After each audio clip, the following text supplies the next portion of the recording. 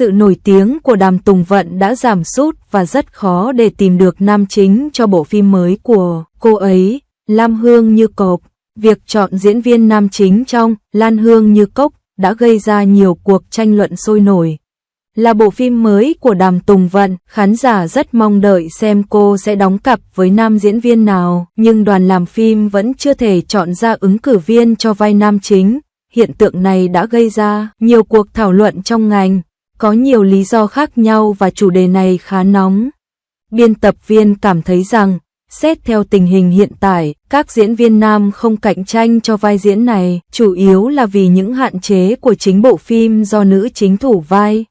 Trên thực tế, một bộ phim như thế này rất khó có thể thu hút được sự chú ý của các diễn viên trẻ nổi tiếng. Họ thường không muốn đảm nhận vai trò nam chính phụ, tức là không muốn trở thành vai phụ khi nữ chính tỏa sáng.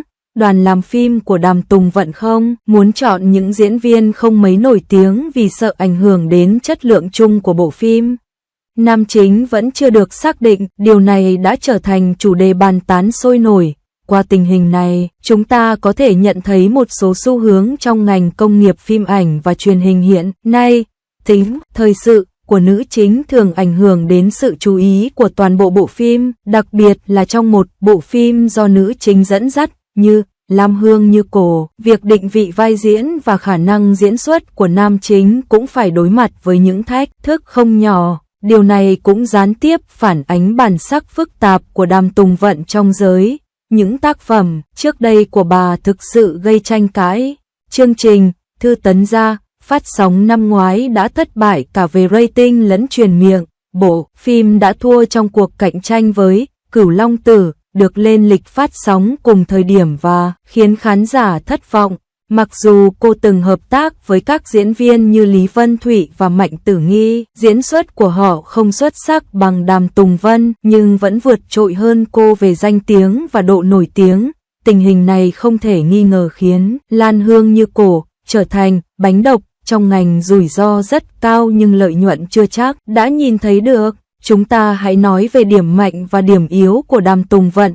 Mọi người đều biết rõ điểm mạnh của cô ấy. Khi còn trẻ, cô đã thu hút được vô số người hâm mộ qua các bộ phim dành cho thanh thiếu niên. Nhờ khuôn mặt trẻ thơ độc đáo và khả năng diễn xuất tốt, khán giả đặc biệt thích khí chất tươi mới, tự nhiên của cô, nhất là trong các bộ phim truyền hình về chủ đề học đường hay phim điện ảnh truyền hình về thanh thiếu niên.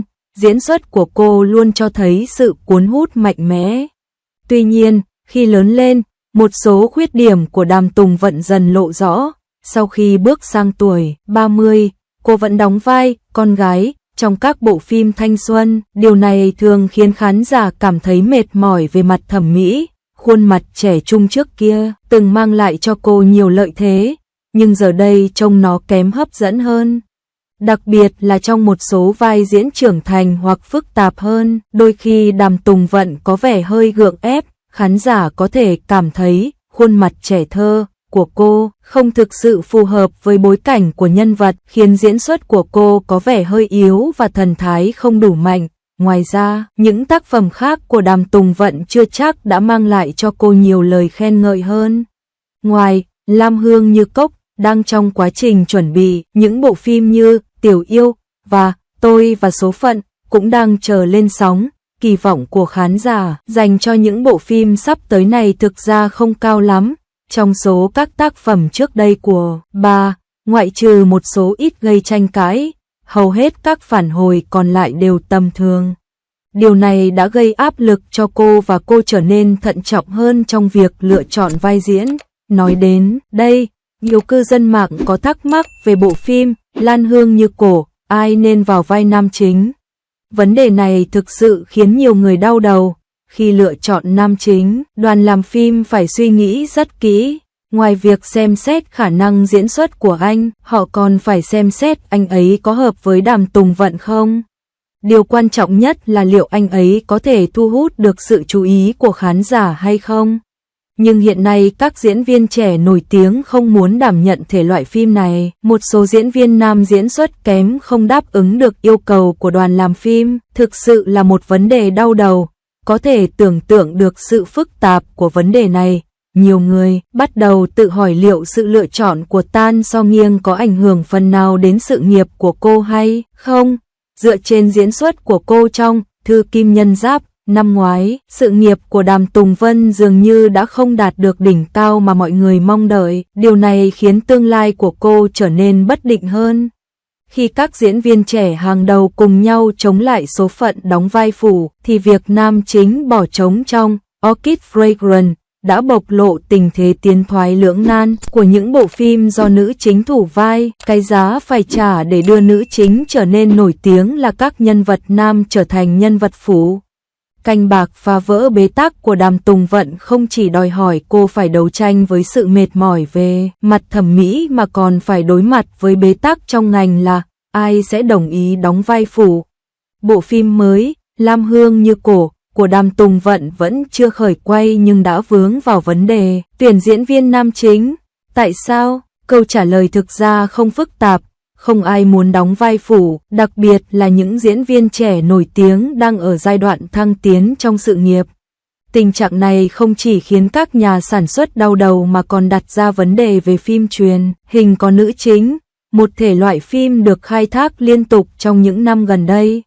Chỉ cần nhìn vào dữ liệu là bạn sẽ biết rằng trong những năm gần đây, phim truyền hình có nhân vật chính là nữ đang ngày càng được ưa chuộng.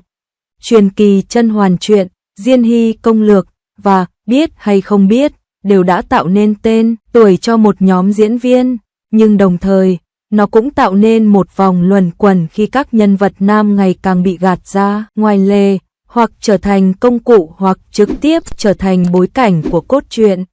Nhưng đối với những ngôi sao nam đang cạnh tranh giành thị phần, sự nổi tiếng và nguồn lực thì rõ ràng đây không phải là vị trí họ mong muốn.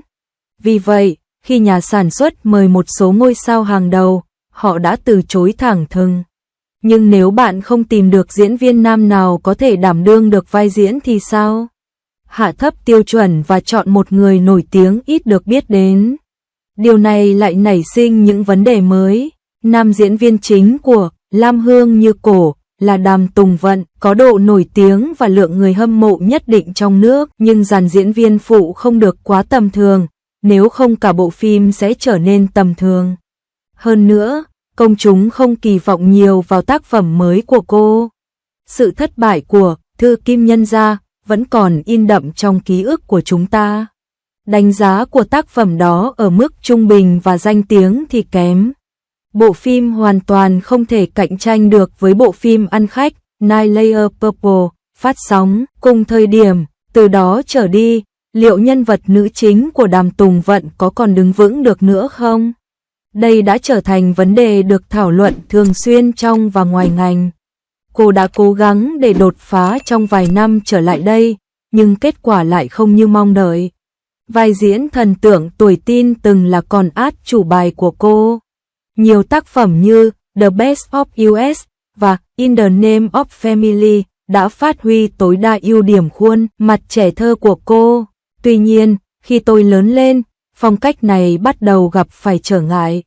Một số khán giả cảm thấy rằng việc đóng vai trẻ hơn là chấp nhận được, nhưng cố gắng quá mức sẽ phản tác dụng, và khi cô chuyển sang vai một phụ nữ trưởng thành, cô bị nghi ngờ là không phù hợp vì thiếu thần thái hoặc hình ảnh đơn điệu.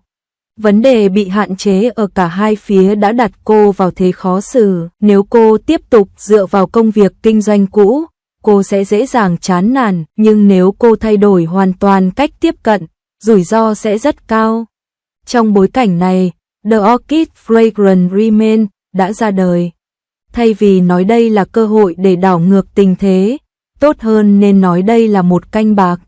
Nó không chỉ đòi hỏi sự hỗ trợ của một đội ngũ chất lượng cao mà còn phải đảm bảo rằng câu chuyện phải chắc chắn và hấp dẫn, vì bất kỳ sai sót nào cũng sẽ bị phóng đại.